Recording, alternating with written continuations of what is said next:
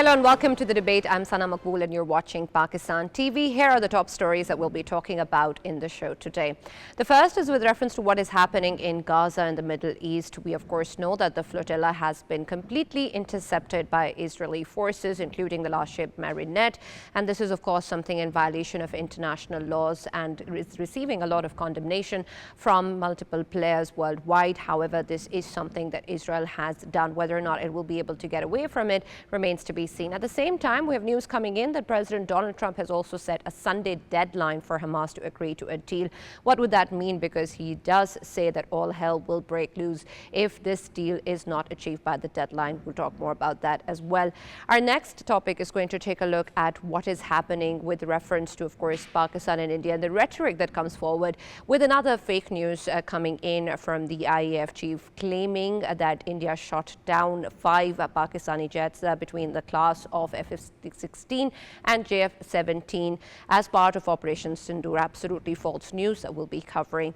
And at the end of the show, we're also going to be taking a look at what is happening in U.S. politics with a government shutdown also in place and what really is the cause of that, what is the history of these shutdowns, and what will be the way forward for Mr. Trump and his administration this time around. These will be the stories we'll be covering today. Stay tuned.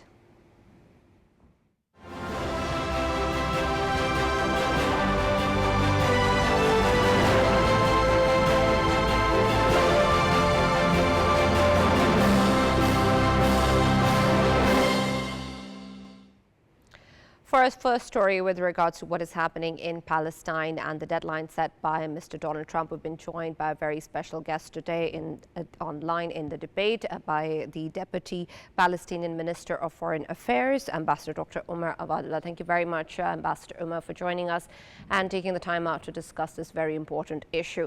And I'll start with what has happened just now with reference to what Mr. Donald Trump has announced, setting a deadline for Hamas to agree to a deal by Sunday evening. And that's something very, very important also in terms of the kind of statements that we've seen coming in from the U.S. administration and in particular the 20-point peace plan. What do you make of this deadline and what you think will follow in terms of what Hamas decides to do about it?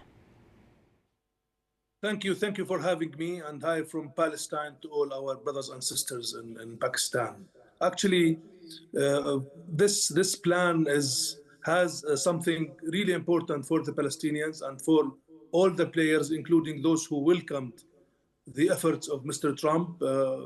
Arab and Muslim countries, including your respected country and Palestine, already welcomed the effort of Mr. Trump because we believe that it is important at this juncture to stop the killing, to stop the bloodshed, to stop the genocide that is Israel committing against our people. And this plan is about ending the war immediately.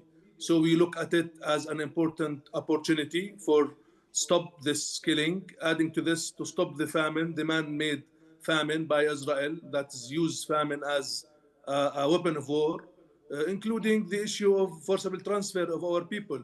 The 3 priorities that we've been asking and seeking for more than 2 years. Now Mr. Trump came with his plan. That's why we welcome this effort. We believe that the deadline that Mr. Trump already gave to Hamas, it's important to engage Hamas and to take the right decision toward accepting this deal and accepting this plan to stop the killing of the Palestinian people. So we are not, as you know, I'm not a speaker of Hamas. I don't know what the answer will be from Hamas, but we believe that this is an opportunity to stop the killing and to impose on Israel conditions to stop its war against our people. This is an opportunity. And we believe that the Arab and Muslim countries that took the bold decision to welcome this by sending this clear message to Mr. Trump, I think that's the start and the good start for a real engagement in the Middle East toward a sustainable and lasting peace in the region. Absolutely, and Mr. Trump makes it very clear that he wants to achieve peace in the Middle East, in Gaza, one way or another, and he clarifies that in his recent tweet as well. But when we take a look at the nexus that exists between the U.S. and Israel and the statements coming in from the Israeli head of state, do you think that they will be able to go ahead with this deal in good faith? Good faith is a strange word for the Israeli leadership. They are war criminals. They are committing crimes against our people. They are committing the crime of the crimes in Gaza and in the West Bank, the genocide. So what we count on is the international community's commitment, Mr. Trump commitments and guarantees, because we know that Trump is pushing for this agenda. Netanyahu is not about peace, he's about war. He doesn't care about the hostages and the prisoners and any of those who are in prisons now. He wants to continue with the war against our people. He has a program that starts with genocide and ends with the forcible transfer. So we believe that the international community should impose this on Netanyahu and Netanyahu government to start this mechanism toward implementing the New York Declaration that was endorsed at the General Assembly a week ago, actually, or more or less. So we believe that that is the good start for anything. So we need the ceasefire because the start is the ceasefire. The start is by stopping the killing of the Palestinian people, whether in Gaza or in the West Bank. The start is by stopping the annexation and the settlements, building and settler terrorism. This is the right start. And if Netanyahu wants to be part of this, he's most than welcome. But I don't believe that Mr. Netanyahu, he's about peace. He's a man of war. He's a man that is continuing this war because he wants to continue with his career. Actually, it's a political gain. It's not anything more or less. Absolutely. Dr. Omar, there's also, of course, concern in terms of what happens after the ceasefire and the suffering ends. Of course, that's the beginning, and that's something that we need immediately to happen on ground. But in terms of what the next steps will look like, particularly in terms of the Palestinian Authority in place, what are your thoughts on where do you want the state to actually move forward and what sort of representation of the people to exist? As you elaborated, actually, we want the ceasefire. After the ceasefire, we will be ready as a Palestinian government to take over the security and governance in Gaza. Adding to this, we will be heading directly to a conference for pledging countries for reconstruction of Gaza and having the committee, the transitional committee that's headed by the sole representative of the Palestinian people, which is the Palestinian government and the PLO. Adding to this, we will start the process of recovery, delivering of the services, water, education, health, all of this. And we're looking forward for the withdrawal of the full withdrawal of Israel out of Gaza, where we can build Gaza with the presence of our people in Gaza, with the hands of our people in Gaza, with the international commitment and the international community to be part of this.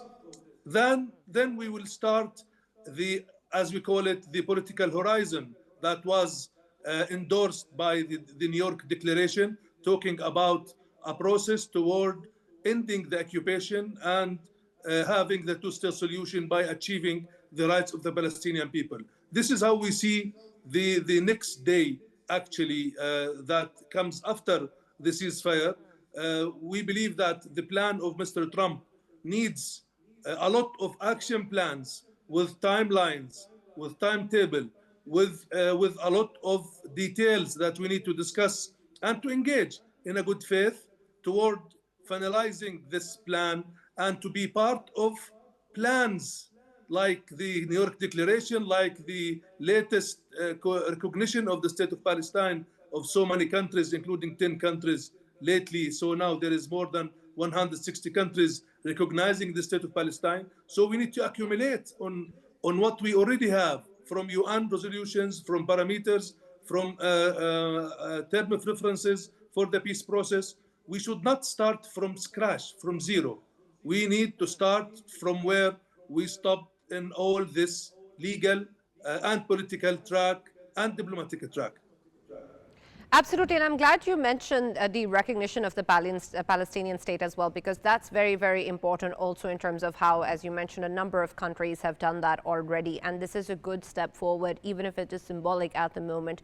How much of a pressure or influence does that garner in terms of the Palestinian state with reference to the US-Israeli nexus, given the fact that Netanyahu again has stated that he will never agree to a Palestinian state? I think, Netanyahu is a war criminal. Netanyahu is, wanted for the International Criminal Court. So this is not Netanyahu who can dictate whether there will be a Palestinian state or not. There is 160 countries, including our respected and good friends in Pakistan, recognizing the state of Palestine. So it's not up to Netanyahu to decide here or there. I think that the wave of recognition that came this September makes the water moves actually for the issue of recognition and finding a horizon or finding the way to stop the bloodshed that is really happening in Gaza Strip, because there is, as you see, there is an increase in the international mood toward ending the Israeli occupation and putting sanctions, and there is comes consequences on Israel because they are violating the international law and committing war crimes and crimes against humanity. So the recognition that is linked to sanctions, linked to actions that make the American administration, I do believe, to use its pressure on Israel to deliver with this deal or this plan toward ending the war in Gaza and to find the way for peaceful settlements in the Middle East based on the two-state solution and based on giving the Palestinian people their rights and to have peace and security and prosperity in the region. Absolutely. But respectfully so, Mr. Ambassador, we know that there have been so many violations. Of course, genocide in itself is such a big crime that Israel is responsible for. But just recently, we have an example of how the flotilla was intercepted by Israeli forces, and that is against all international laws as well. Humanitarian aid is not being allowed to enter Gaza. So when we talk about consequences, don't you think they need to start now? I think it's already started, and the flotilla itself, and I know that there is a lot of our friends, brothers and sisters from Pakistan are on board of this flotilla, and we condemn the attack of Israel on them, and we were concerned about their lives and their security, and we hope they will return home soon, safe and secure. I think that Israel, the problem is not only, we are not talking only to Israel. Israel is a rogue state. Israel thinks that they are above the international law. We're talking to the international community to take some decisions, consequences, and sanctions. So many countries already, they are taking these sanctions. Some, they have the weapon embargo. Some are taking trade sanctions on Israel. Some are already put some sanctions on settler terrorists and some extremist ministers that cannot enter to Europe and other countries. We believe that these sanctions should increase in number and in mass. We don't want only individual states to take individual decision toward sanctioning Israel. We want all the international community to take a bold step toward sanctioning Israel in all its aspects and by putting this illegal regime up until they implement the international law and accept the international legitimacy, or they will face the same consequences that the South African apartheid regime faced before. Absolutely. What are your thoughts when we take a look at the Israeli expansionist designs even beyond Gaza and in the Middle East? The recent attack on Doha, of course, resulted in a very important Arab Islamic summit. Then, of course, there is the Pakistani-Saudi pact as well. And just recently, we know that the US and Qatar have also agreed on a security pact. So when we take a look at these regional and international developments, do you think they weaken Israel's stance? I do believe, we were glad and happy to see your strategic partnership with our brothers in Saudi Arabia, because this is something that we proud of, and we want so many countries to take suit of that, what you already did with our brothers and the Saudis, that two brothers are unite and having this strategic partnership. I think that will weaken Israel.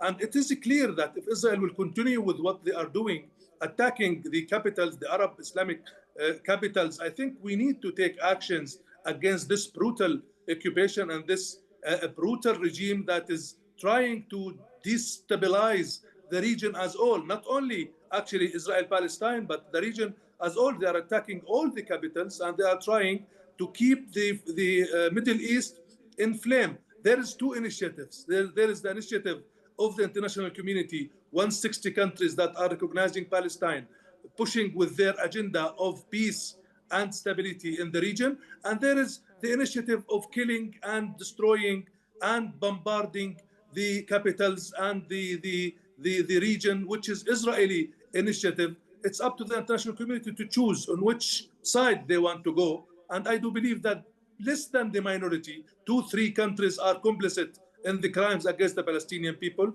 are going with Israel in that bad initiative. I do believe the initiative of partnership, like what you did with our brothers and sisters in Saudi Arabia, the initiative of recognizing the state of Palestine, other initiatives that of peaceful means, and the New York Declaration, that's the thing that we need to push for. This is the agenda that we all want, not the agenda of killing and miming and destroying what Israel is master in.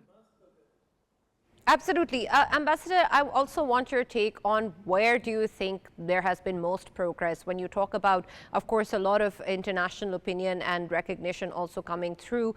This is important, of course, to understand how that has been achieved. Do you think that international platforms like the UN or the ICJ have been most critical in achieving this? Or do you think that the international community or public at large that have been sharing what is going on in terms of the suffering of the people of Gaza is important, especially to the journalists that have been on ground documenting each and everything? I think all of this. Starting from the support that we have from countries like your country and your people. Actually, the support from our Arab brothers, the support from the international community, especially the international legal institutions, the ICC, the ICJ, and other institutions. The solidarity movement, where we're relying on the outcome of the United Nations General Assembly resolutions, relying on the outcome of the ICJ itself about the illegality of Israeli occupation, relying on the resolutions that the Organization of Islamic Cooperation and the Arab League comes with on the question of Palestine.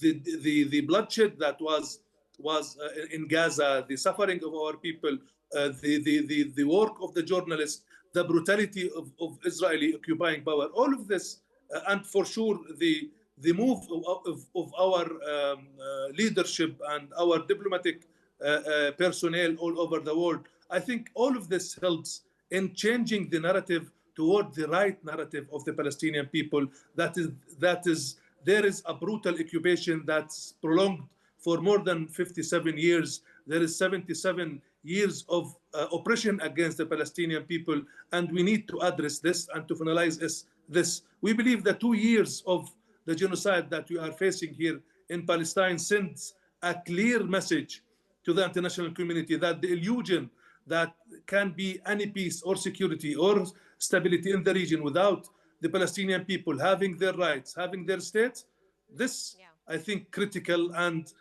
bring some fruits, including the peaceful conference that was convened in New York, and with its important declaration that we all endorsed in September this year. Absolutely. Ambassador Saab, thank you very much for joining us. We stay strong and in solidarity with the people of Palestine. We hope for peace in Gaza very, very soon.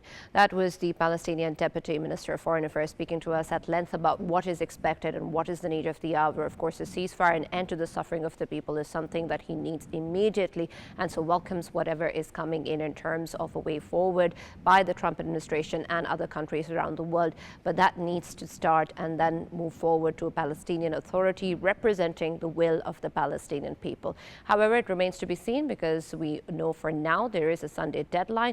Let's see what will evolve out of that, but it seems that Mr. Trump is sure to achieve peace in the region. That is the hope. We're going to be taking a look at our next segment now, but after a short break where we'll come back and talk about what the IAF chief has said about Operation Sindoor. Stay tuned.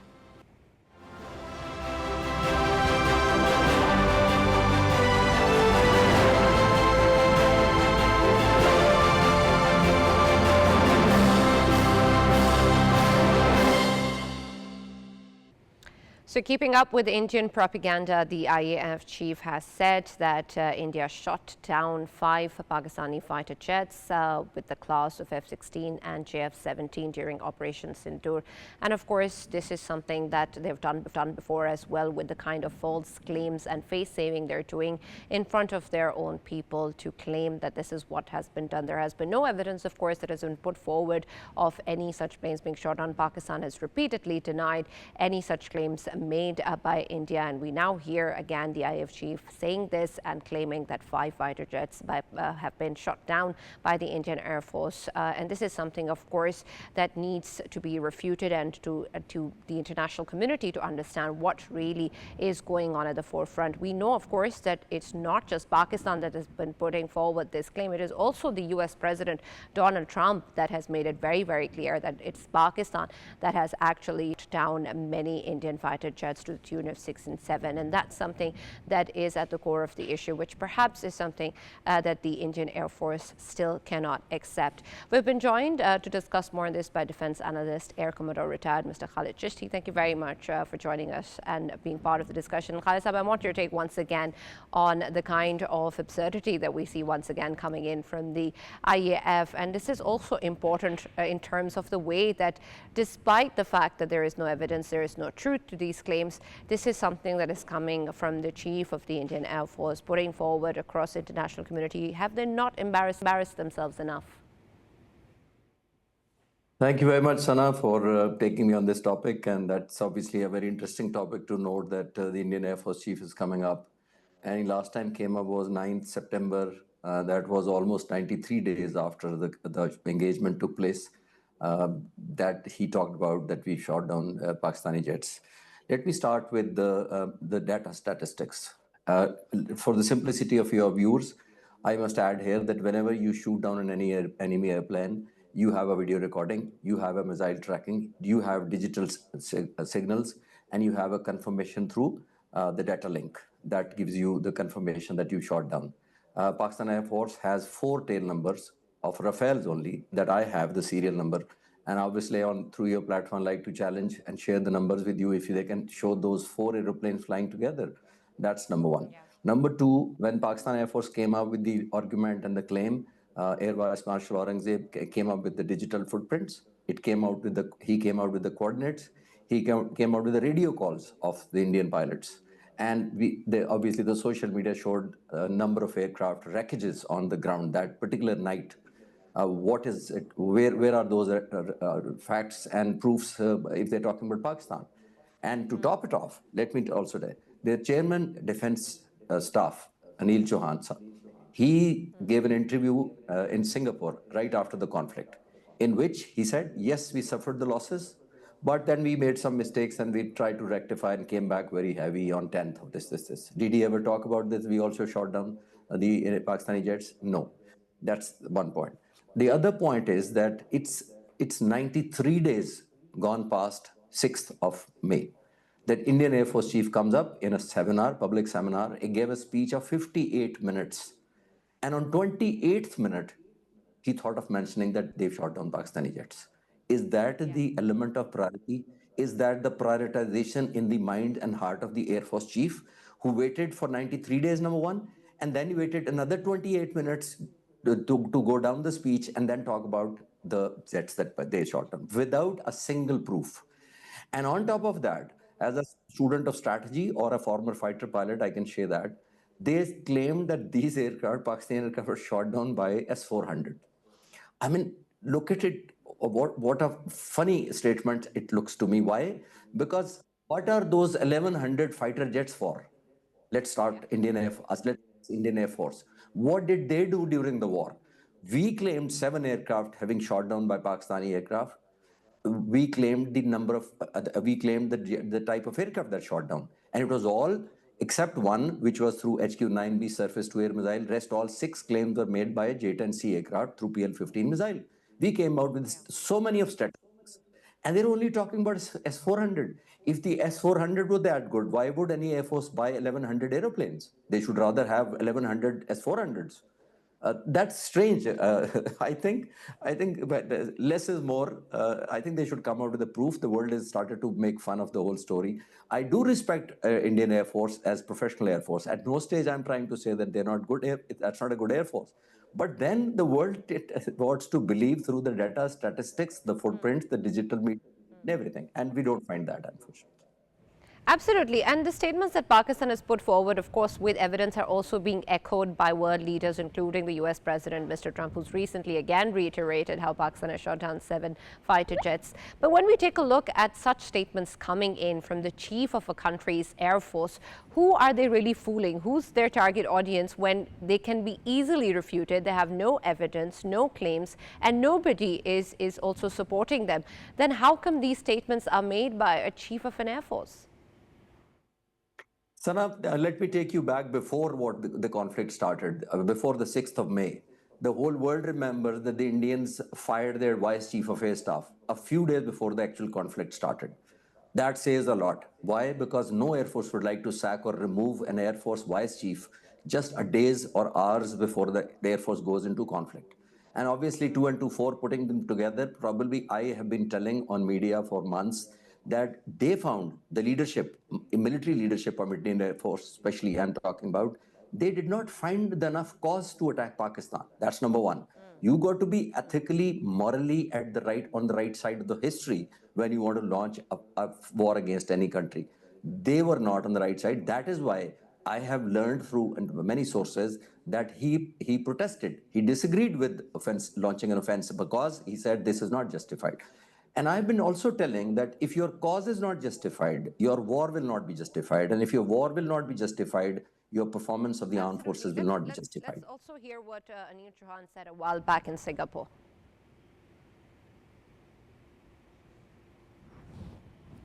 Question since the incident between Pakistan and India, and that is whether or not Pakistan downed an Indian jet, or in fact more than that. Can you confirm? I think what is important is that not the jet being down, but why they were being down. But a jet, at least one jet was downed? Yeah. Why they were. So the good part is that we are able to understand the tactical mistake which we made, remedy it, rectify it, and then implement it again after 2 days, and flew all our jets, again targeting at long range, which I said. So, Chishti Sahab, these are the statements that we've been hearing coming in from the senior leadership of the Indian forces. And as you were mentioning, this really goes to show where they're standing. But at the same time, this speaks volumes about where they're standing in terms of the credibility of not just the forces, but also the state in itself, that is having these people making these claims, having no basis to justify their defeat. Isn't that making it worse for India? I think you're absolutely right. Had he mentioned then that we have also shot down, probably world will have tend to believe that and at least look for the evidences. Nothing happened on that day. He's only talking about that the losses are part of the war, number one. Let me remind your especially young viewers like you, please note that there's a football player who's called Ronaldo. He plays the football for 90 minutes of a match. An average of time that was calculated that Ronaldo keeps the ball to himself is 1.5 to 2 minutes. Ronaldo is not known for the remaining 88 minutes of the match. What he does with that ball in 1.5 to 2 minutes, the world remembers that. This is exactly what the PF did in such a short span of time. And that is what I was trying to say, that you do not engage an air force like Pakistan, which has been on alert for almost like 40 years, either war or escalation or anti-terrorism and many other operations, and Soviet Union occupying our western border. What I'm referring to is, do you engage an air force like Pakistan Air Force, who's almost combat ready round the clock for last many, many decades? And are you trying to engage Pakistan Air Force to improve your tactics, to learn your fault? Do you do that during the war or do you do that before the war? I have been to Pakistan Air Force's bases a number of times. I make the documentaries for on the Air Force subjects. I saw the preparation. They were, Sana, preparing during the peacetime. They had prepared for 3 years how to shoot a Rafale through Jet and Sea. That was a kind of dedicated team which was intending to shoot as and when the time comes. You do that in the peacetime. You do not do that when the war is on your head. You've been thrusted with offensive or defensive, and you try to improve. And on top of that, the last word on this question, answer to this is that they launched an offense. When a country on an air force launches a offense, they better be double the ready than the normal thing. They better be double the prepared, and they should have rehearsed what are we going to do, because the initiative was with them. They had to choose the time, they had to choose the number of aircraft, they had to choose the target place, they had to choose the time, and they had to choose the intensity. Do you do that during the peacetime, or do you do that in the wartime? And when you're beaten and 7 aircraft do not land back, do you do that rehearsal? Is that a rehearsal, or is time are you trying to learn through losing the 7 aircraft? And they say we learned the tactics during the war. Which Air Force does that? Even the African Air Force doesn't do that. What to talk of an Indian Air Force, which is a huge, which I respect that as an Air Force, but they made a mistake. But not only a mistake, but they should not repeat the last mistake by staying adamant that we didn't lose any aircraft. I think that's beyond their credibility and well beyond a stature of such a huge Air Force which we have in the neighborhood. Absolutely. Perhaps I need to take lessons from our Air Force. Thank you so much, Khalid Chishti, for joining us and being off the discussion. And this is really, really important, not just in terms of the kind of statements that we've been hearing coming in from the Indian military leadership, but also in terms of the extent of fake news that they'd go ahead with without credibility, without evidence, without any backing. And so there's not just fake news, they're doing a bad job at it as well. In our next segment, we're going to be taking a look at the U.S. government shutdown, why it happens and what's the way forward. But after a short break, stay tuned.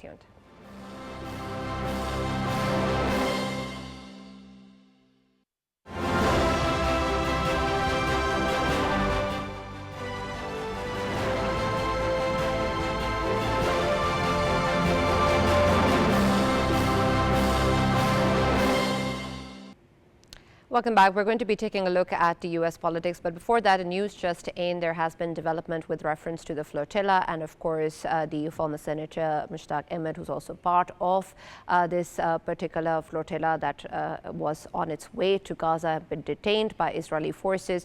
And according to the Deputy Prime Minister, he is the only one that has been now remaining detained by Israeli forces. And Pakistan, of course, has condemned this attack and has called for peace and security and for a safe return of its citizen back to the country. And this is something that Pakistan has been trying to achieve over the past 36 hours with friendly countries and direct contacts, of course, with the authorities as well. And this is really, really important for Pakistan, of course, and for the countries around the world to ensure that there is safe passage given to people who are only bringing in humanitarian aid to the people of Gaza. And of course, this interception was in violation of all international laws. And so this detention of any passenger, including that of Pakistan's former senators, is something condemnable, and that needs to end very, very soon. That is, of course, the call that Pakistan has put forward and will be continuing to do so, and we'll update you as soon as we get news on that.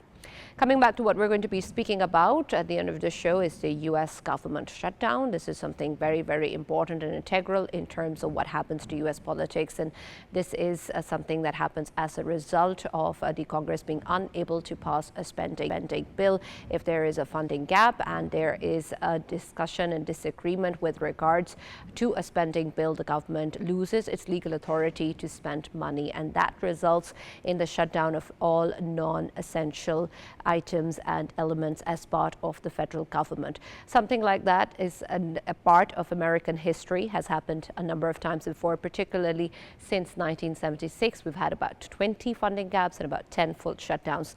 And this is also something very, very important to the Trump administration, since the last one was also the longest one that happened as part of Mr. Trump's administration in relation to the bill with regards to building a wall between the U.S. and Mexico. And that is integral also in terms of how this is dealt with now, the impact that it has on the economy, and what it means for the future of both what the Democrats and the Republicans are saying, and of course the pressures on both parties to agree to a deal.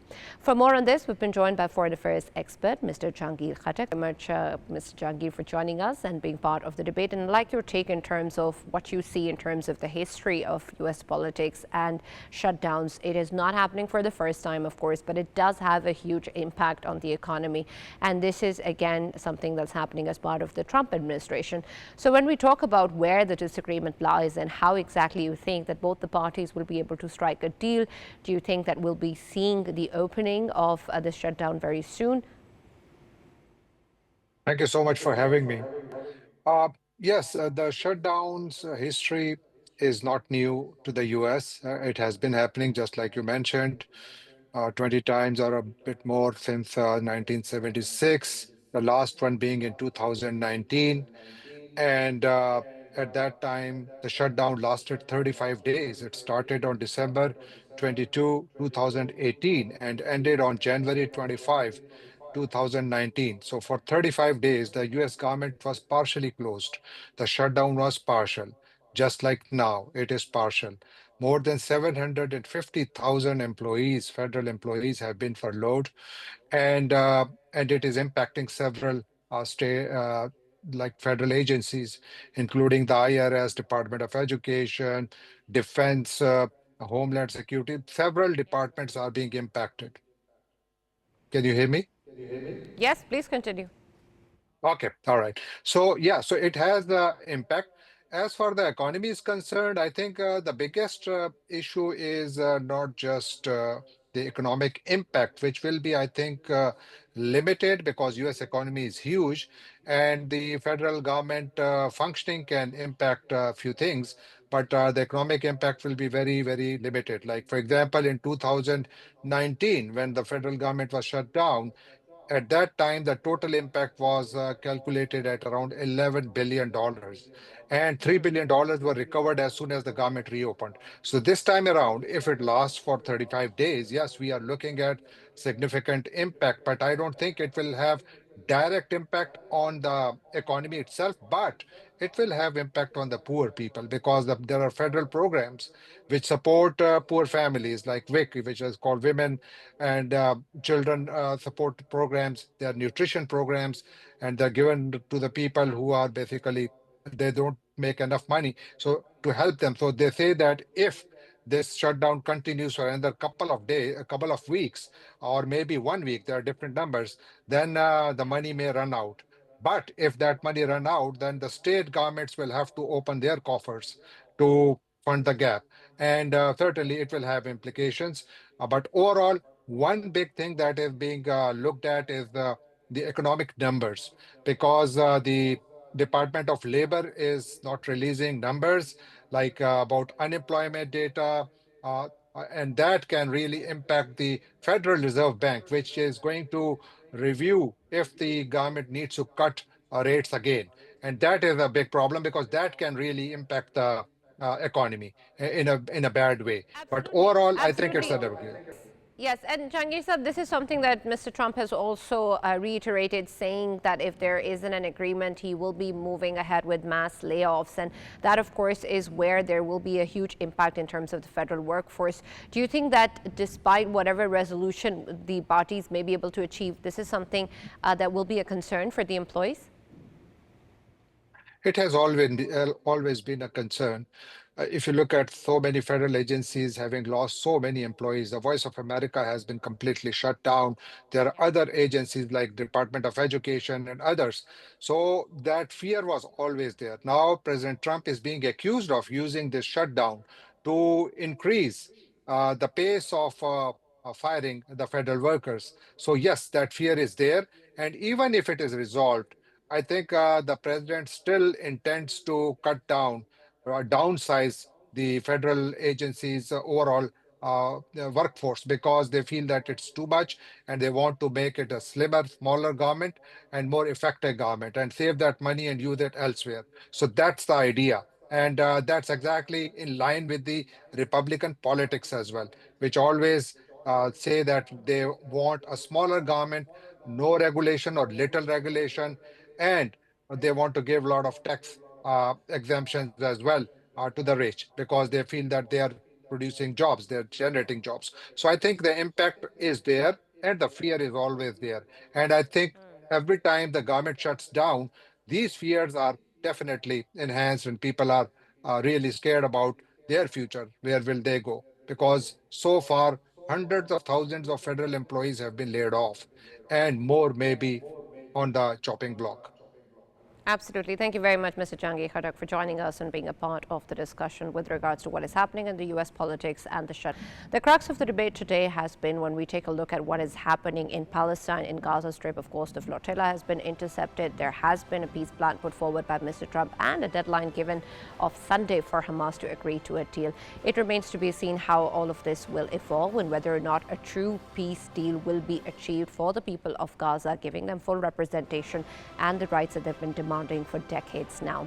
There is also, of course, a lot of concern in terms of the fake news and propaganda that keeps coming out from the Indian Air Force and, of course, other leaderships as part of the country as well. But there's nothing much to worry about given the fact that there is no credibility, no evidence, and perhaps India is only making a fool of themselves.